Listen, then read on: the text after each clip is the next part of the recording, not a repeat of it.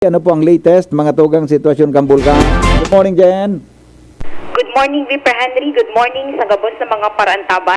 Para sa pinaka-latest na ipinaluwas kang Facebook na bulletin ngunyan ng Unyo 15, 2023, alas 8 nin aga, na irehistro sa nakalihis na 24 oras ang duwang volcanic earthquake, 306 na rockfall event, tulong pyroclastic density current event na minadurar ning 4 minutos via seismic signals as in visually observed.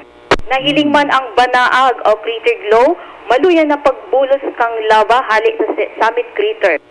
Ang sulfur dioxide VP Henry uminabot man sa 193 na tonelada. 700 metrong taas, katamtamang pagsangaw. Katamtamang pagsangaw.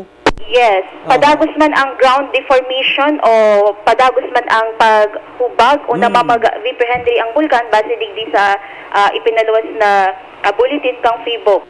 Mas sa baba ang rockfall events ngunya na aldaw takang kasudma nasa 309 na rockfall events ngunya na 306. Sabi man kang FIBOX na very slow effusion ang na-record na lava flow hali sa summit crater. Diyan po sa parte kang Miisi asin Bungagalis. Iyon, no. Ininduwang inang pigagihan na may-mention sa report, ano, Jen? Yes, VP Henry. Diyan po talaga ang pigtututukan ngunyan kang FIBOX sa kumbaga. Diyan po ang dalagan hali sa summit crater. Papasiring sa parte kang Miisi asin Bungagalis.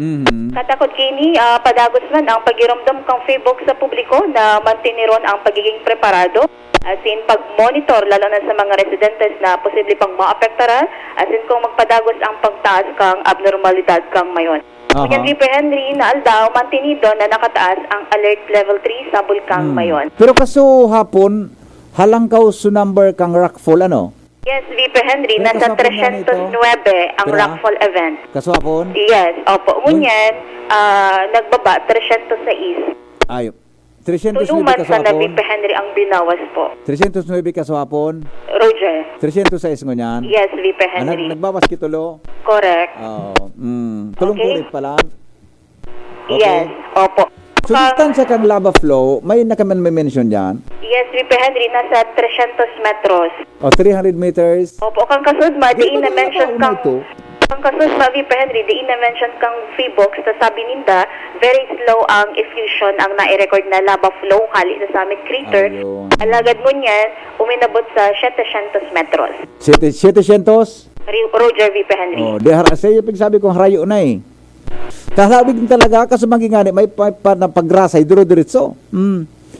Okay? O, sige. Sige, VP Henry, yan ako muna ang Kuan pinaka... mo niyan, pamantinido siyang nasa alert level. Correct, opo. And Okay. ngunyang padagos pagiraray ang pinagigibong monitoring kang FIBOX and tiglalauman o padagos ang pangapudan sa mga residentes na sunod doon ang abiso kang FIBOX na diin na maglaog sa 6 km permanent danger zone. Tiring man ang mga nasa 7 kilometros magpreparar. Okay. Okay, yan po ang pinakalitas sa Lidigdisan News Space with Direct Mar, Angel, and Decode. Ini po si Jenny Balyaran. Good morning. Salamat.